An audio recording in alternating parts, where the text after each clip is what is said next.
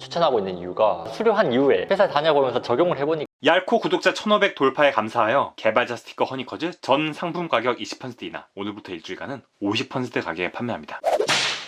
쿠키, 세션, 그리고 캐시. 웹에서 사용되고 뭔가를 저장한다는 의미로 어렴풋이 알고는 있는데 셋이 각각 어떻게 다르고 어디에 쓰이는지 모르시는 분들이 많을 거예요. 오늘은 이 셋을 얄팍하게만 훑어보기로 해요.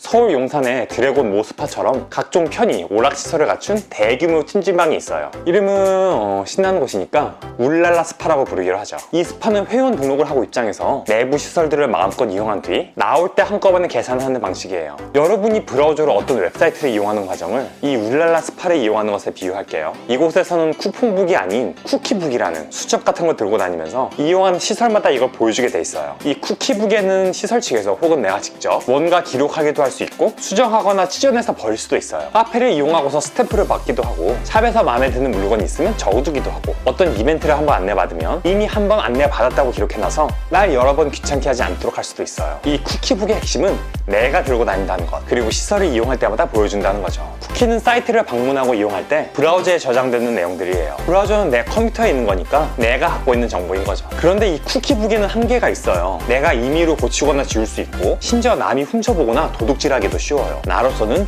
민감하거나 중요한 정보를 쿠키북에 적어서 다니기는 불안하겠죠. 스파 측에서도 이 손님이 식당에서 뭐 시켜 먹었으니까 스파 마치고 나가실 때 얼마 내야 한다는 내용을 손님의 쿠키북에다가 적어주려고 하진 않을 거예요. 비싼 거 사 먹은 다음 그 내역 찢어내서 결제 안 하고 가려는 손님들이 있을 테니까요. 내가 들고 다니는 쿠키북이 아니라 카페, 울랄라 오락실, 울랄라 네일샵 등등등의 시설들도 있고 스파를 이용하는 이용자들의 중요 정보들을 총괄하는 곳으로 울랄라 세션이 있어요. 내가 스파에 입장하면 울랄라 세션에서 그때그때 생성되는 바코드를 내 쿠키북에 하나 찍어줘요. 내가 스파를 돌아다니면서 시설들을 이용할 때 이 고객은 회원으로 확인되어 입장해 있다, 어디서 얼마짜리 서비스를 이용했다, 귀중품은 어디 보관되어 있다 등등 쿠키북에다 저장하기 곤란한 정보들은 이 울랄라 세션에서 관리해주고 그 정보들이 각각 누구의 것인지는 이 바코드로 구분이 되는 거죠. 세션을 사용하는 서비스에 접속하면 서버에서는 사용자를 구분하기 위한 기한이 짧은 임시 키 하나를 브라우저에 보내서 쿠키로 저장해요. 얄코란 사용자가 사이트 안에 페이지들을 돌아다닐 때 이 사용자의 중요한 정보들은 이 서버의 메모리나 데이터베이스에 저장되죠. 브라우저가 이 사이트의 페이지들에 접속할 때마다 HTTP 요청에 이 키가 담긴 쿠키를 실어서 전송하고 서버는 그 키를 보고 아 얘는 얄코구나 인식해서 얄코의 정보들을 가공해서 응답으로 보내주는 거예요. 여러분이 네이버에 한번 로그인한 다음 네이버의 다른 페이지들을 이용할 때마다 새로 로그인할 필요가 없는 건 쿠키와 세션의 조합으로 여러분의 컴퓨터에서 네이버에 로그인해 있다는 걸 네이버 서버가 인지하고 있기 때문이에요. 여기를 눌러서 네이버에 속한 모든 쿠키를 지우고 새로 고침을 누르면 네이버 로그인이 해제되어 있죠. 서버에서는 세션에 저의 로그인 정보를 갖고 있지만 그게 제 거란 걸 증명할 세션 아이디가 제 쿠키 보관하면서 지워졌기 때문이에요. 이제 쿠키와 세션이 각각 어디에 쓰일지 감이 잡히시죠? 쿠키는 로그인 창의 아이디 부분을 자동 완성하거나 공지 메시지를 하루 안 보게 하거나 쇼핑몰 사이트에서 로그인 안 한 상태로 물건을 장바구니에 담는 등 사용자의 편의를 위하되 지워지거나 조작되거나 가로채이더라도 큰 일은 없을 그런 수준의 정보들을 브라우저에 저장하는 데 사용돼요. 그리고 사용자나 다른 누군가에게 노출되어서는 안 되는 서비스 제공자가 직접 관리해야 하는 내용들은 세션으로 서버 안에서 다뤄지는 거죠. 웹 개발자들은 사이트를 만들 때 이 정보는 쿠키에 저장할지 세션에 저장할지 적절한 판단을 내릴 수 있어야 해요. 쿠키로 노출시켜서는 안 될 정보들이 있고 그렇다고 세션을 남발하면 접속자가 많을 때 서버에 부하가 걸리니까요. 다시 울랄라 스파로 돌아가 볼까요? 문어발 기업인 울랄라 그룹은 신발 판매 사업에도 진출했어요. 그래서 ABC마트를 적당히 베낀 OK마트를 울랄라 스파 쇼핑 섹션에 개점했죠. 손님이 거기 방문해서 신발을 고르는데 어떤 운동화 하나가 마음에 들어서 직원한테 이거 무슨 사이즈로 하나 신어볼게요 하고 요청해요. 직원이 창고에 가서 신발을 갖다 줬는데 손님이 한번 신어보고 좀 더 둘러볼게요 하고 가요. 직원이 손님 분위기를 보니까 다시 와서 그 신발을 사거나 다른 제품이랑 비교해서 다시 신어보거나 할 것 같아요. 다시 창고에 갖다 놨다가 그때 또 가지러 가면 손님도 기다려야 하고 자기도 힘들겠죠. 그래서 그 신발을 도로 창고에 갖다 놓는 게 아니라 OK 매장 한켠에 있는 큰 백에 일단 넣어놔요. 이 백의 이름은 OK 캐시백이에요. 캐시란 개념은 웹뿐만 아니라 컴퓨터의 메모리 부분이나 안드로이드 등 다양한 곳에서 쓰이는데 거의 공통적인 의미로 가져오는데 비용이 드는 데이터를 한번 가져온 뒤에는 임시로 저장해두는 거예요. 웹 캐시는 이미지 등의 정보를 불러올 때 데이터 사용량도 발생하고 시간도 들기 때문에 사용자가 여러 번 방문할 법한 사이트에서는 한번 받아온 데이터를 사용자의 컴퓨터 또는 중간 역할을 하는 서버에 저장해 두는 거예요. 알겠나요? 무리수를 좀 뒀는데 기억하시는데 도움이 됐으면 해요. 내가 들고 다니는 쿠키북, 울랄라 스파 사용자들을 관리하는 울랄라 세션, 그리고 한 번 꺼낸 신발들을 임시로 담아두는 OK 캐시백, 쿠키와 세션으로 어떻게 로그인 등 사용자 관리 시스템이 돌아가는지도 언제 이후 영상에서 다뤄보도록 할게요. 잘못되었거나 미흡한 설명들은 댓글로 지적 부탁드리고요. 오늘도 프로그래밍도 하나의 언어이기 때문에 누가 읽어도 동화책 읽듯이 어린아이가 읽어도 쉽게 익혀져 쇼파에서 눈 감고 듣는 얄코 라디오. 오늘은 웹서버와 관련 주제들을 알아보겠습니다. 저는 얄팍한 개발자 얄코. 미친 토끼 미토예요. 얄코 씨가 옛날에 서버라는 거 알려주는 영상에서 서버가 컴퓨터라고 했잖아요. 컴퓨터, 하드웨어, 물리적인 기계. 네, 정확히 말하자면 역할의 개념이라고 했었죠. 같은 컴퓨터도 서비스를 해주느냐, 제공받느냐에 따라 서버와 클라이언트로 나뉜다고요.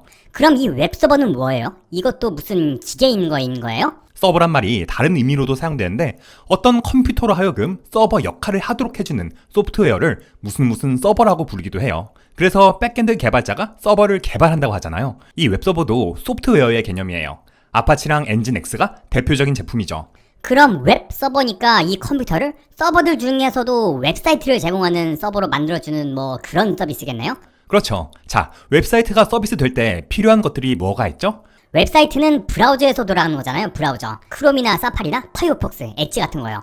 그 브라우저가 읽을 수 있는 파일들, HTML, CSS, 자바스크립트 파일들이랑 각종 이미지, 기타 여러 데이터들을 갖다가 서버에서 사용자의 컴퓨터로다가 보내줄 수 있어야죠. 맞아요. 이 파일들은 원래 서버 컴퓨터에 저장돼 있죠. 이 서버에 특정 폴더, 디렉토리에 이것들을 넣어두면 이 폴더를 외부에서 접근 가능하도록 개방해서 서버에 지정된 웹사이트 주소로 접속하면 이것들을 받아갈 수 있도록 하는 것이 이 웹서버의 기본적인 역할 중 하나예요.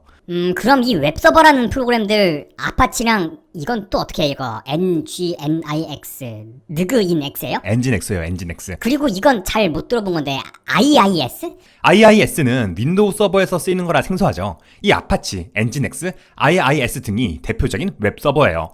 윈도우로 서버를 돌리는 게 아닌 이상은 아파치랑 엔진X 둘 중 하나를 접하게 될 거고요. 그럼 이 프로그램들로 서버 컴퓨터에 있는 어떤 폴더를 개방을 해가지고다가 거기에 들어있는 HTML 등의 파일들로 웹사이트를 제공할 수 있는 거네요. 서버에 정해진 사이트 주소로 접속을 하면 그 파일들을 꺼내가서 웹사이트를 띄우게끔. 근데 이렇게 되면 이건 정적 웹이잖아요. 맞아요. 전에 정적 웹과 동적 웹 영상에서 다뤘었는데 정적 웹은 블로그 페이지나 회사 소개 페이지처럼 그 안의 내용들이 바뀔 일이 없는 웹페이지를 고정된 HTML, CSS, 자바스크립트로 제공하는 말하자면 완제품들을 갖다 놓은 편의점 진열대라고 했었죠. 반면에 동적 웹이라는 거는 게시판 페이지처럼 항상 같은 내용이 뜨는 게 아닌 사이트들인 것인 거죠. 누가 새로 글을 올리거나 댓글을 달면 사이트 내용이 바뀌니까 고정된 HTML 파일을 진열해서 제공할 수 있는 거가 아니잖아요. 데이터베이스에 있는 데이터들이나 뭐 그런 변수들에 따라서 사용자가 접속할 때마다 그때그때 페이지 내용이 만들어져 가지고 와지는 거죠. 이거는 요리사가 바로바로 음식을 만들어주는 식당 같은 거랬고요.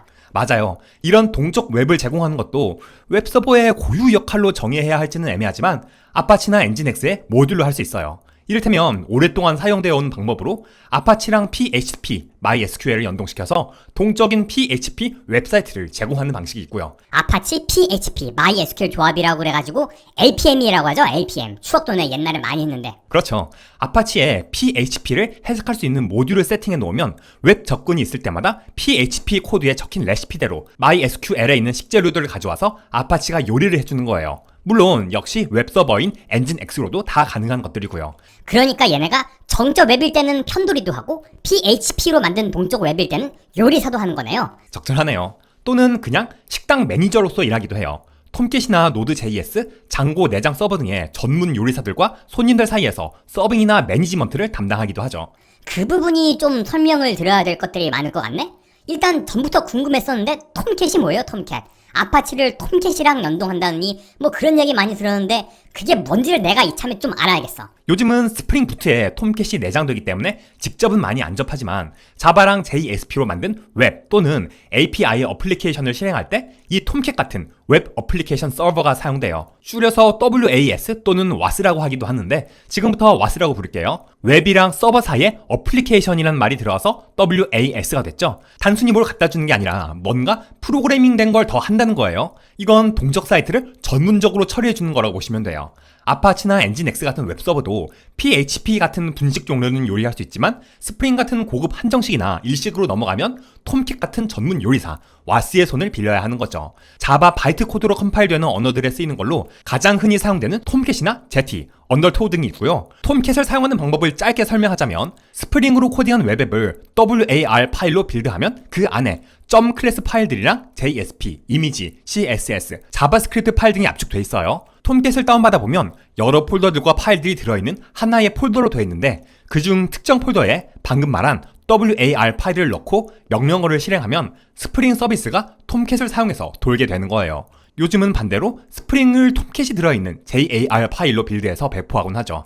여튼 아파치와 엔진X가 웹 서버, 톰캣은 WAS라고 기억하시면 돼요. 그럼 파이썬의 장고나 C샵의 단넷처럼 다른 것들에서는요?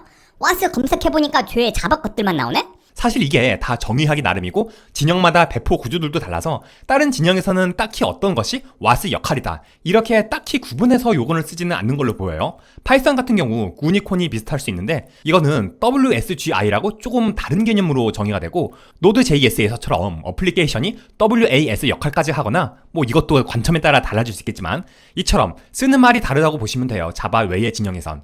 공통적인 건 웹서버를 앞단에 두고 즉 방문자들을 이 웹서버가 응접실에서 접대하도록 하고 그 뒤에서 와스든 뭐라 부르든 전문 요리사가 요리를 하고 있는 거죠. 일단 이번 화에서는 편의상 웹서버랑 구분하기 위해서 요리사 역할을 하는 것들을 다 묶어서 와스라고 부를게요. 여튼 아파치 같은 웹서버와 자주 묶여서 언급되는 게 이 와스, 톰캣이기 때문에 특히 자바 많이 하는 한국에서는요. 그래서 이처럼 한 주제로 묶어서 다뤄봤어요.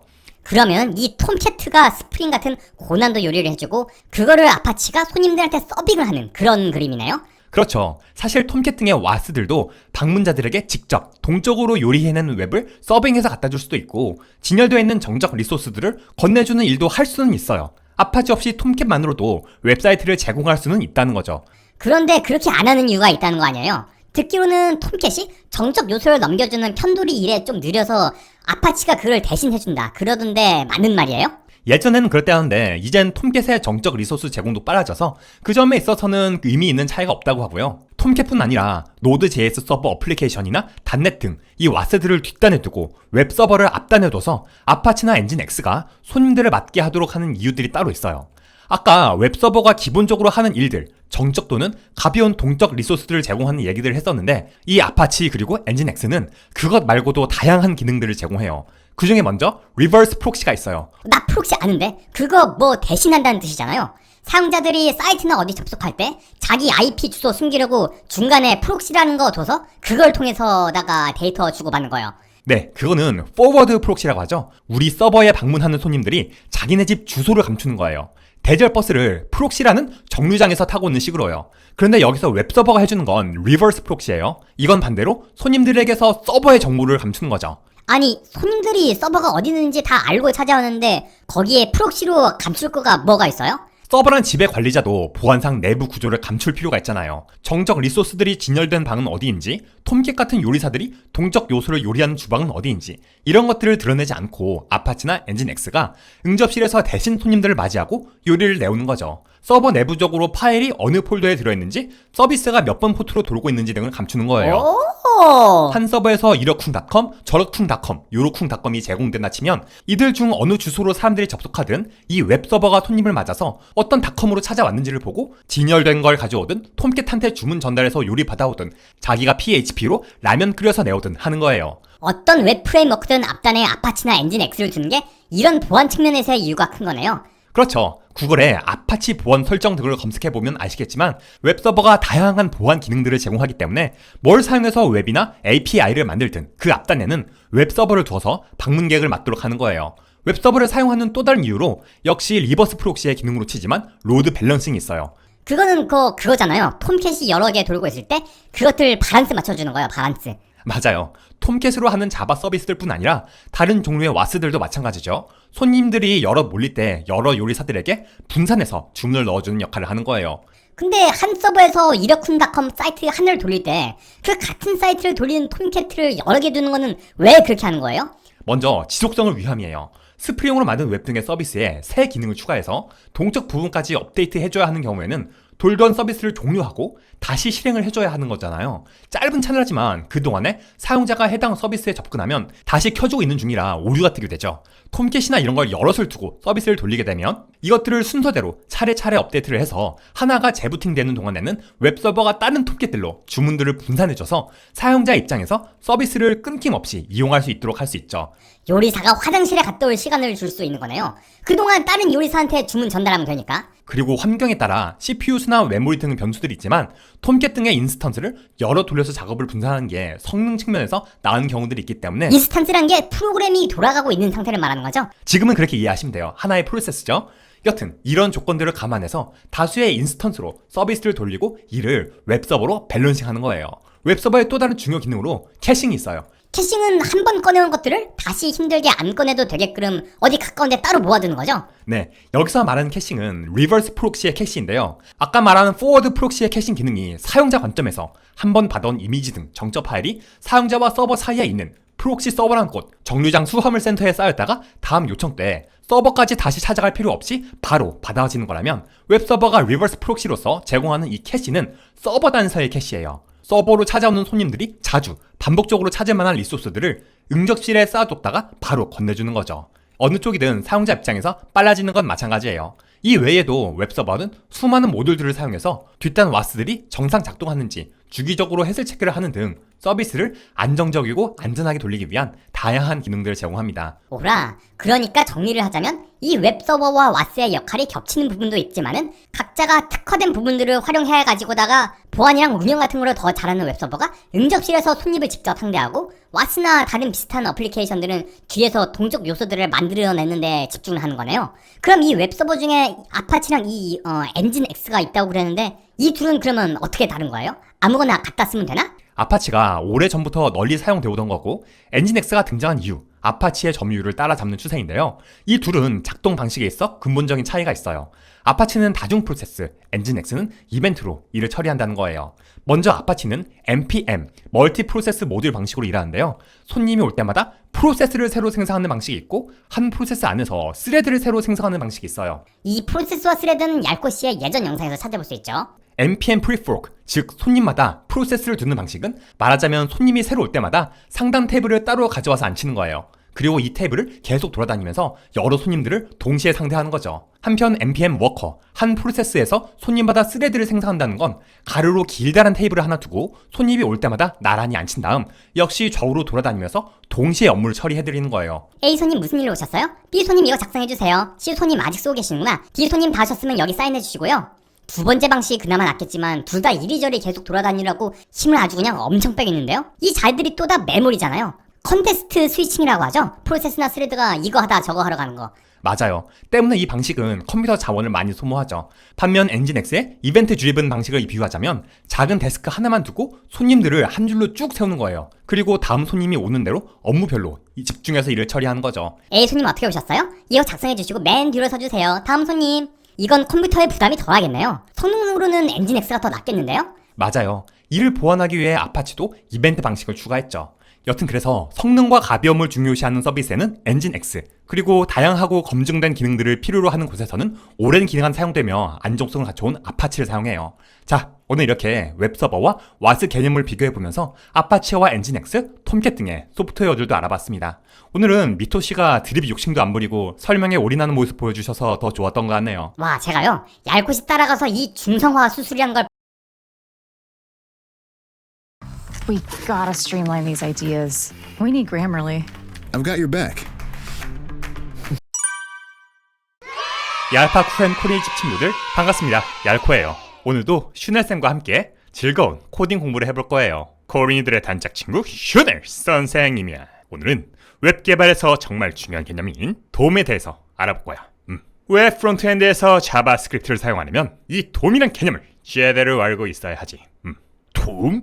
야구할 때 돔장 같은 돔 말하는 거예요? 돔이라면 수산물 시장에 가면 있는 그거지 않습니까? 옥돔이나 참돔 같은 거. 퓨절 캐릭 넌 가만히 있어봐. 먹을 것만 밝혀가지고 무슨 돈 하는 게 그런 돈만 있는 게 아니라 왜 그 어른들이 슈넬쌤 이런 미친 녀석들 같으니 오늘 얘기할 돔은 그런 돔이 아니라 웹페이지에서 자바스크립트로 요소들을 제어할 때 사용되는 도큐먼트 오브젝트 모델을 말하는 거야.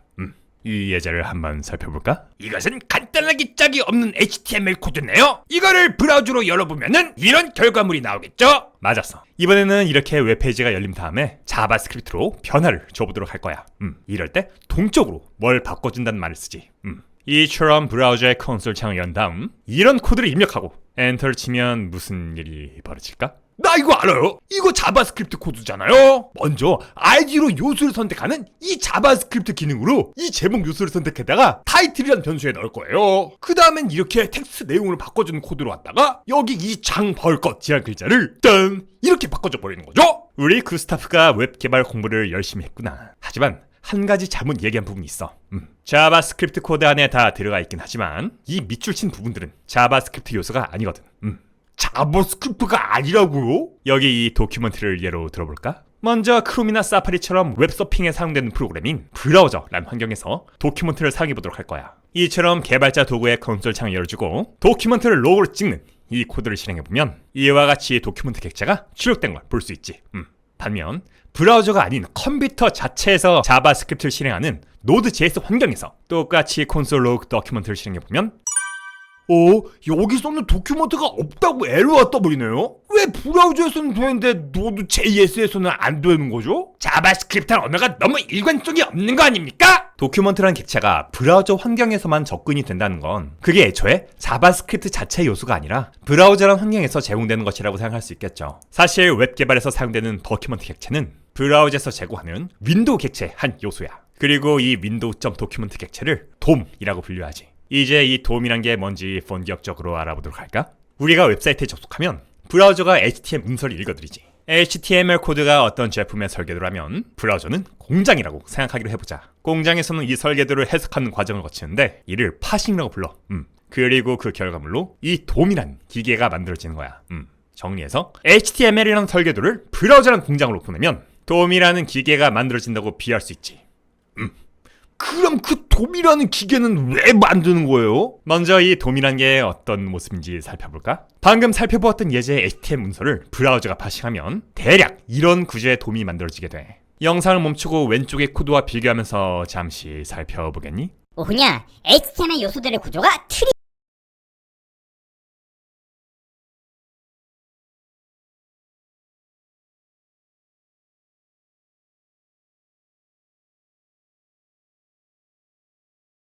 형식으로 반영이 되는 거로구만. DOM은 이 트리 전체를 말해. 그리고 이를 구성하는 부품들, 즉 이 요소 하나하나를 노드라고 부르지.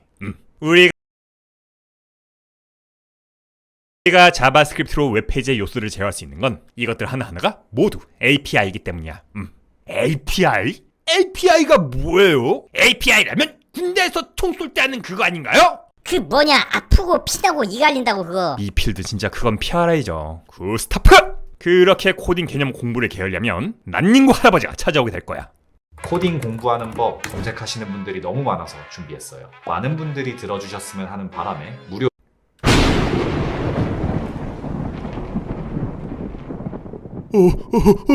API란 걸 간단히 설명하자면 네가 이렇게 주문하면 내가 이렇게 해줄게 라고 메뉴판처럼 만들어 놓은 거라고 할 수 있어. 콜라 버튼을 누르면 캔 콜라가 나오는 자판기처럼 내가 할 수 있는 일들을 남이 시킬 수 있도록 버튼들 같은 걸 만들어 둔 거지. API에 대해 보다 자세히 알고 싶다면 이 얄코 영상이 도움이 될 거예요. 이제 이 DOM이란 게 무슨 역할을 하는지 알아볼 거야.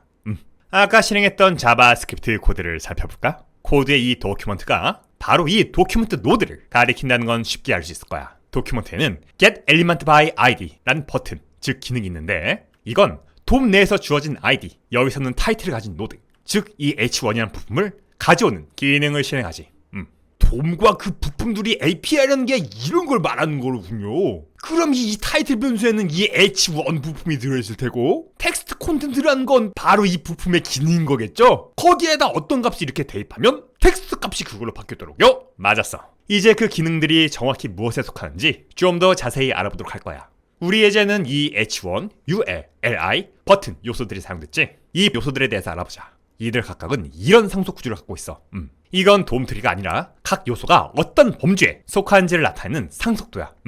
예를 들어 H1이 속한 HTML 헤딩 엘리먼트는 HTML 엘리먼트라는 것으로부터 상속받고 HTML 엘리먼트는 엘리먼트, 엘리먼트는 노드, 노드는 이벤트 타겟으로부터 상속받지. 아직 상속의 개념을 모르시는 분들을 위해 보다 쉽게 설명하자면 H1은 HTML 엘리먼트의 한 종류고 HTML은 엘리먼트의 한 종류, 이런 식으로 올라가는 거예요. 그 최상의 카테고리에 이벤트 타겟이 있다는 건 결국 여기 있는 모든 요소들이 이벤트 타겟이란 공통 범주에 속한다. 즉 이것들 모두 이벤트 타겟이다, 이 말인 거죠. 아까 그 자바스크립트 코드를 다시 볼까? 특정 아이디를 가진 요소를 선택할 때 사용했던 이 getElementById라는 기능은 이 도큐멘트의 고유 기능이야.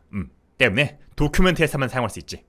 한편 글자를 바꾸는 데 사용했던 이 텍스트 컨텐트는 이 노드의 기능이야. 그 말인즉슨 그 밑으로 들어오는 모든 요소들이 텍스트 콘텐트 기능을 사용할 수 있다는 거겠네요? 그러면 이 이벤트 타겟이란 것은 어떤 기능이 있는 거예요? 모든 요소들이 다 그 기능들을 쓸 수가 있는 거인 거잖아요. 이벤트 타겟은 그 이름에서 유추할 수 있듯 어떤 이벤트들의 대상이 된다는 거죠. 이는 클릭이나 드래그, 키보드 입력, 요소 로드 등의 이벤트들을 말해요. 버튼을 누르면 알림창이 뜨는 자바스크립트 코드를 살펴볼게요. 웹 개발을 해보신 분들은 add event listener 함수를 써보셨을 거예요. 어떤 이벤트가 발생하면 어떤 일을 수행하라고 특정 요소에 등록을 해주는 기능이죠. 이 add event listener는 이벤트 타겟의 기능이기 때문에 그로부터 상속받는 이 버튼 요소는 물론 모든 종류의 노드들에서 사용이 가능한 거예요. 이번에는 이 코드를 살펴볼까? 이 disabled에 true 값을 주면 기본적으로는 활성화되어 있는 이 버튼이 이처럼 클릭에 반응하지 않는 비활성화 상태가 되지. 이건 버튼이나 인풋 등의 요소들에 있는 기능이기 때문에 이 요소들 중에서는 버튼에만 붙일 수 있는 거야.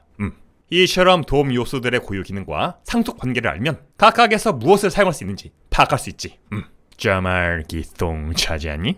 그런데 슈넬쌤 방금 봤던 그 코드에서요, 브라우저에 알림창 띄우는 이 코드 있잖아요, 이거는 돔에 속하는 건 아닌 것 같으면서도 브라우저가 아닌 Node.js에서는 안 들어가는데 이런 건 어떤 거인 거예요? 좋은 질문이야. 아까 이 화면 기억하지? 브라우저는 우리가 이야기한 돔 말고도 사용자가 브라우저에서 일어날 일들을 프로그래밍할 수 있도록 이 봄이란 걸 제공해. 다른 웹페이지로 이동하거나 화면 관련 정보를 얻거나 브라우저에 알림창을 띄우거나 AJAX 요청을 보내는 등 수많은 기능들이 있지.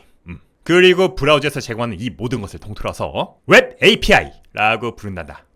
웹 API는 자바스크립트의 기능은 아니지만 자바스크립트 등을 통해 제어될 수 있도록 브라우저에서 제공되고 있어요. MDN 사이트의 돔이나 웹 API 항목을 둘러보시면 이들에 대해서 보다 자세히 알아보실 수 있을 거예요. 돔에 대한 개념을 확실히 알고 웹 개발 경험을 쌓아간다면 우리의 밝고 희망찬 미래도 포털 메인의 돔 트리처럼 가지가지 뻗어 나가지 않겠니? 밑으로 말하는 거예요? 얄파쿠 앤 코니 집, 저희는 다음 시간에 또 찾아뵐게요. 코니 친구들 그때까지.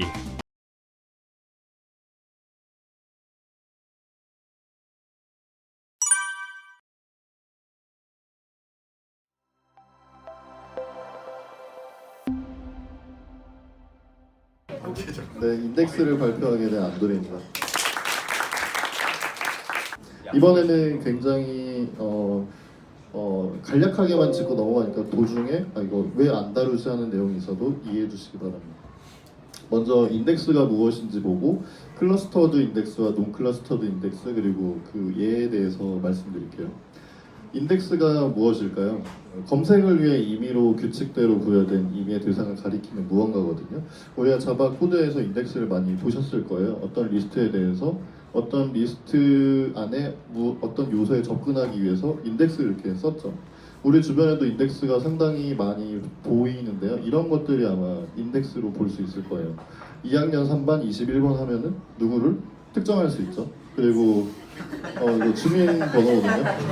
주민번호 역시 누군가를 특정할 수 있는 인덱스의 한 종류라고 볼 수 있어요. 그리고 서울시 송파구 신천동 루터회관도 역시 인덱스가 될 수 있고 우편번호 역시 인덱스의 일종이라고 볼 수 있죠. 그래서 인덱스라고 하는 게 굉장히 어려운 개념이 아니라 어떤 그 무언가를 꼬집어서 이렇게 좀 찾기 위한 뭔가의 키 이런 느낌으로 생각하시면 좋을 것 같아요. 데이터베이스에서는 인덱스가 왜 필요한지 이 내용으로 무엇을 알 수 있는지 생각해 보면 데이터베이스는 내가 원하는 데이터를 어떻게 찾아오는지에 대해서 인덱스가 이 비밀을 알려줄 수 있고 또 왜 데이터가 많아질수록 DB가 점점 느려지지? 왜 조인만 수행하면 이렇게 느릴까? 왜 쿼리가 이렇게 느릴까에 대해서 인덱스를 잘 아시면 이 문제를 100%는 아니지만 많은 부분 해결하실 수 있게 될 거예요. 그래서 지금 이 발표를 들으시고 이런 문제가 있으면 인덱스를 먼저 한번 고려해 보시면 도움이 많이 될 겁니다. 인덱스의 종류는 두 가지가 있거든요. 클러스터드 인덱스와 논클러스터드 인덱스. 여기서부터는 예를 들어서 아주 복잡한 내용이긴 한데 아주 간략하게 개념만 말씀드릴게요. 먼저 클러스터드에 대한 용어에 대한 이야기를 해볼게요. 클러스터라고 하는 거 아마 다 들어보셨을 거예요. 뭐 반도체 클러스터, 뭐 IT 클러스터, 뭐 제조업 클러스터 이런 얘기 들으셨을 거거든요. 클러스터가 이제 군집이라는 뜻이고 클러스터드는 군집화. 그러면 클러스터드 인덱스는 뭐냐? 데이터랑 인덱스랑 합쳐놓은, 그러니까 군집화된 인덱스를 클러스터드 인덱스라고 합니다. 그러니까 그 인덱스가 데이터에 아주 가까이 밀접하게 적용되어 있는 게 클러스터드 인덱스고, 그럼 클러스터드 인덱스에 대해서 가볼게요. 왼쪽에 있는 게 인덱스고 오른쪽에 있는 게 데이터라고 봅시다. 우리 우한테크 코스에 45명이 있는데 정렬 기준을 실력으로 한번 보면은 45등이 이제 뚱이. 이거 그야말로 예시예요. 뭐 누가 뭐 잘하고 못한다가 아니라 44등이 이제 원숭이죠. 이제 사실 원래 이게 44.5인데 43으로 이렇게 해주고 42등 있고 그 양심상 제가 만들었으니까 41등으로 이렇게 해줄 수 있을 거예요. 그래서 이제 41등이 뭐 안돌이고 이메일이 안돌 98이죠. 그리고 이제 CFP 91이고 이제 6번인가요? 네?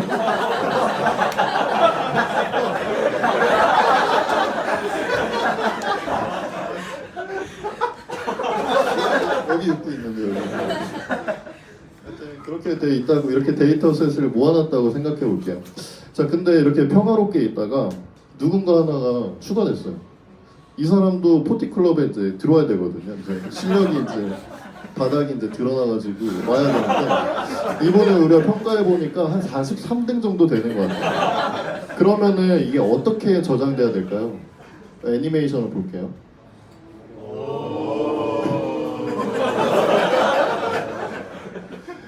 그러니까 이제 43등이 들어가야 되니까 밑에 있는 애들이 자리를 비워주고 그 다음에 브라운이 이렇게 43등이 되고 43등 번호 매겨주고 4, 5, 6 이렇게 하나씩 밀어가야 되겠죠.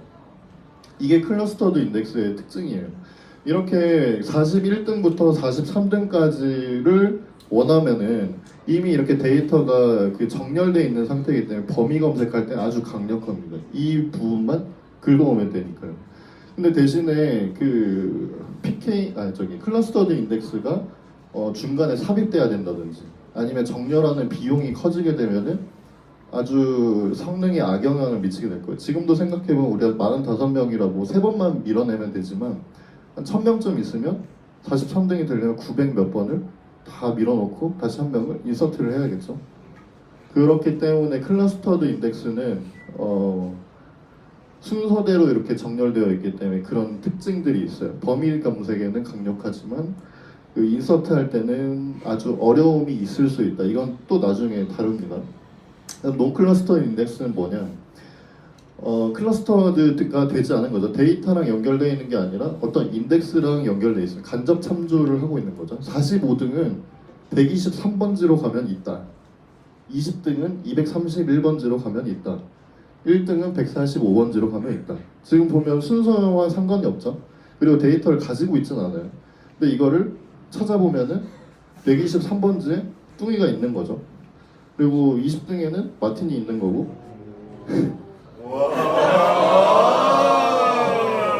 네, 저 요즘 이제 제가 감화 받은 이제 올라프님이 이제 1등으로 이제 있는 거고.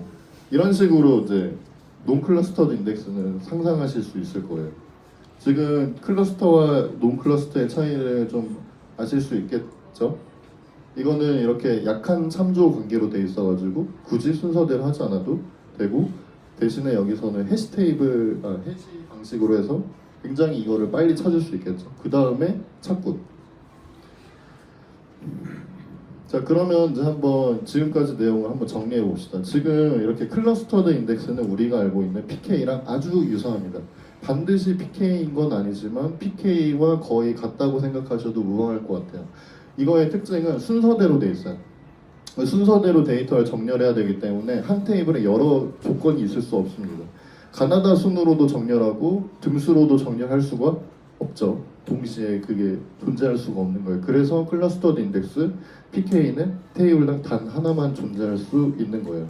그리고 이 특징으로는 범위 검색이 아주 좋을 수밖에 없죠. 그 저번에 큰곰이 발표했던 캐시 전략하고도 약간 연관이 있는데 공간 지역성이 비슷한 부분에 다 있기 때문에 그걸 다 레지스터에 긁어와가지고 거기서 이제 보면 되니까 굉장히 유리한 점이 있습니다.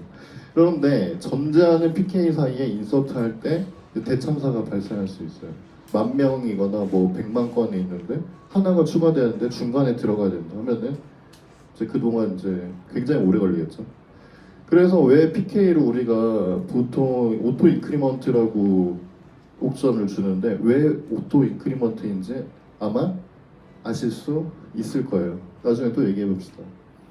그리고 지금 뚱이라고 하는 걸 검색했을 때 이거 잘못 나왔네. 45등을 검색했을 때 뚱이가 이렇게 나오게 되는 거는 인덱스 개념이라고 보시면 돼요. 그 원래 완전히 맞는 건 아니지만 통상적으로 이렇게 관용적으로 인덱스라고 부릅니다. 이 인덱스는 순서에는 상관이 없어요.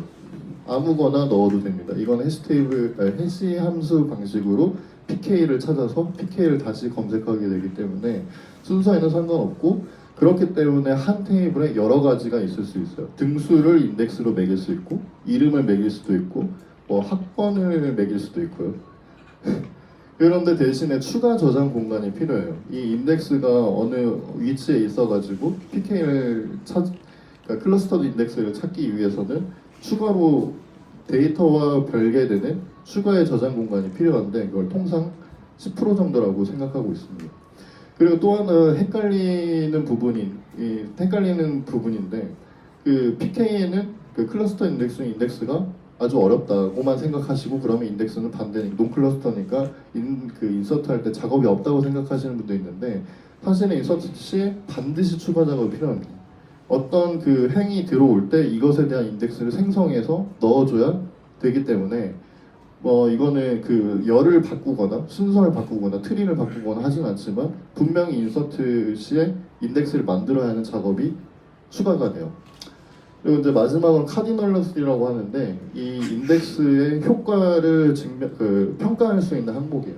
예를 들면 인덱스가 성별로 생각해 봅시다. 우리 중에 남자 아니면 여자 말고 또 없겠죠. 남자인 인덱스를 찾으면 절반이고 여자의 인덱스를 찾으면 절반이에요. 이런 것들 인덱스가 있어봤자 차라리 다 훑어보면서 얘가 남자구나 얘가 여자구나 하는 게 낫지 남자인에 이렇게 왔다 갔다 찾는 것보다 훨씬 유리하다는 거죠. 이렇게 중복된 것들이 많으면 많을수록 카디널러티는 낮아지고 반대로 주민등록번호처럼 유일한 값일수록 카디널러티가 높아집니다. 그래서 나중에 어떤 컬럼에 인덱스를 매길지 판단할 때 이 카디널러티 값을 많이 사용하게 됩니다. 카디널러티가 높을수록 인덱스 사용을 고려해 보시는 게 좋다는 뜻이에요. 자, 그러면 이제 순간이 왔어요. 왜 우리가 인덱스를 써야 할까요? 이거 왜 알아야 될까요? 이거는 우리 아티클 서비스 만들 때 그 유저 회원 로그인 기능 할 때 이제 받았던 피드백 중에 하나인데 여기 보시면 이메일에 아이디를 달았죠. 이메일에 아이디를 달았는데 뭐라고 했냐면 이메일을 PK로 가져갈 경우 DB 성능에 이슈가 있을 수도 있습니다. 별도 시퀀스를 PK로 가져오면 어떨까요? 왜 이런 말 하셨을까요? 어떤 성능 이슈가 있을까요? 예를 들면 기존에 있던 그 이메일이 샘플이라고 하는 S로 시작하는 이메일이 마지막에 있었어요. 근데 새로 들어온 회원이 안돌이라고 A로 시작하는 애가 있어요. 그러면 A 밑에 있는 애들은 다 자리를 일어나가지고 옆으로 간 다음에 A가 들어가야 되는 거죠. 10명일 때는 괜찮은데 100만 명쯤 됐어요. 회원 가입을 안 시켜야겠죠, 이러면? 이렇게 되기 때문에 이런 성능의 이슈라는 게 바로 클러스터드 인덱스, 즉 PK가 이메일로 됐기 때문에 그런 성능 이슈가 발생할 수 있다고 지적하신 거예요. 그래서 아마 이 이메일이 고유한 값을 매겨야 되니까 아마 그냥 아이디 값을 주셨을 텐데 이거는 유니크 키를 주시고 PK는 클러스터드 인덱스는 다른 값으로 주는 게 유리하겠죠. 그리고 우리가 지금까지 프로젝트 하는 데 있어서 인덱스의 개념을 굳이 상상하지 않아도 공부하지 않아도 됐던 이유는 우리가 PK를 다 알고 있어요. 유저 아이디도 알고 있고 아티클 아이디도 알고 있고 코멘트 아이디도 알고 있죠. 근데 우리는 아는데 사용자는 PK를 알고 있을까요? 모르겠죠. 내가 써놓은 글을 검색하고 싶은데 그게 PK 번호가 1234니까 1234를 검색해야지 하는 사람 아무도 없을 거예요. 타이틀이 뭐였더라? 뭐 블로그였더라? 뭐 DB였더라? 인덱스였더라? 이렇게 기억하겠죠. 그러면은 내가 PK가 아닌 값으로 검색을 해야 되는 거죠. JPA 레포지터를 한번 구현해봤어요. 유저를 find by 이메일로 하고 아티클을 find by 타이틀이라고 하나 만들어 봅시다. 그 다음에 이거를 제가 목 데이터를 만들었어요. 유저는 10만 명. 우리가 블로그 서비스 만들었는데 뭐 2명 쓰고 뭐 3명 쓰고 이러면 좀 그렇잖아요. 10만 명이 있다고 해서 다 활성 사용자가 아니고 그래도 한번 뭔가 가입해볼까 하고 하면은 최소 10만 명 정도. 그리고 참고로 커뮤니티가 활성화되기 위해서 10만 명 정도가 필요하다고 많이들 그 전략가들이 이야기를 하더라고요. 힘을 받으려면 10만 명. 그리고 이 포스트는 5개씩 10만 명이 하나씩 5개씩 그 아티클을 작성했다고 가정해봤어요. 안돌이라고 하는 애를 찾았어요. 몇 초 걸렸냐면 0.66초 걸렸거든요. 빠른 시간인가요? 느린 시간인가요? 네? 빠른가요? 느린가요? 빨라요? 느린 거예요? 빠르면 빠르다고 할 수 있고 느리면 느리다고 할 수 있지만 근데 잘 생각해보면 이 이메일을 찾는 과정이 이 작업으로 끝나는 게 아니라 다음 작업을 위한 준비가 될 수 있다는 거죠. 그럼 다음 작업은 무조건 0.6초를 기다려야 되는 거고 레이턴시도 생각하면 1초 기다려야 되는 거죠. 그냥 내가 로그인 하는데 2초 기다려. 뭐야 이거. 안 하죠. 그리고 여러 가지 유저가 필요한 그 작업에서는 굉장히 오래 걸릴 수도 있고 오래 걸리기만 하면 그래도 다행인데 중간에 죽을 수도 있어요. 왜냐하면 타임아웃이 걸리거나 인아웃이 이제 돌아가지고 뻗을 수도 있죠. 그리고 포스트의 경우에는 몇 초 걸렸냐면 5초 걸렸어요. 이건 분명히 오래 걸린 거예요. 이건 분명히 오래 걸린 거예요. 우리 보통 요즘 나온 CPU가 초당 4.5GHz 이 정도 되거든요. 하여튼 엄청 많아요. 초당 계산할 수 있는 그 연산 횟수가. 근데 5초나 걸렸다는 거는 굉장히 오래 걸린 겁니다. 자, 그러면은 여기에서 똑같은 테이블인데 인덱스 작업을 하면 몇 초 걸리는지 한번 볼게요. 빨리 걸리죠? 굉장히 빨라져요. 근데 이 인덱스라고 하는 게 이렇게 빨라지지만 앞에서 얘기했던 인덱스의 특징을 이해하시고 어떨 때 필요할 때 인덱스를 넣고 해야겠죠. 인덱스가 있으면 무조건 좋다 이고 인덱스를 다 모든 컬럼에다 인덱스를 걸어놓으면 인덱스 행 하나 만들 때마다 모든 인덱스를 또 얘가 새로 만들어줘야 되는 거예요. 그러면 성능의 이슈가 발생할 수 있고 정작 쓰이지는 않고 그런 경우가 있거든요. 자, 그러면은 그런 걸 또 어떻게 하냐.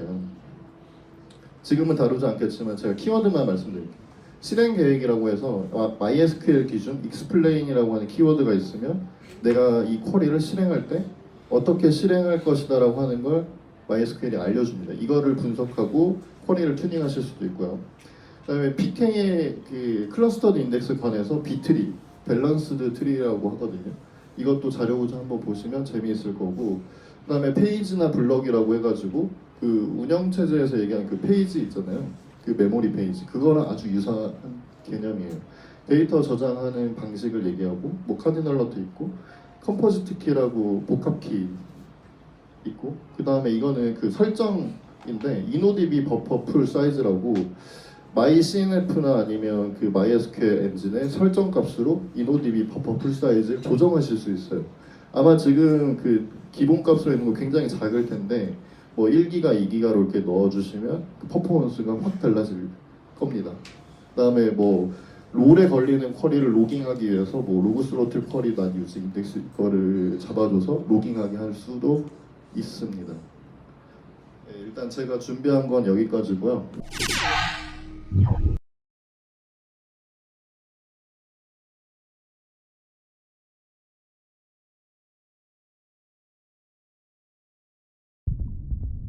선생님, 아들인가요? 아니요. 아, 그럼 딸이에요? 아니요. 네?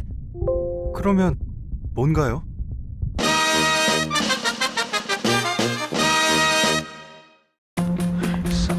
책 한 권 고를 시간에, 파도 한 번 탈 시간에, 커피 한 잔 할 시간에 충전 완료. 테이크아웃 할게요. 아이오닉이 뒤바꾼 세상. 네, 반갑습니다. 오늘 이 영상을 끝까지 보신 후엔 데이터베이스의 기본 개념을 이해하게 됩니다. 자, 그럼 오늘도 고고싱! 먼저 데이터베이스.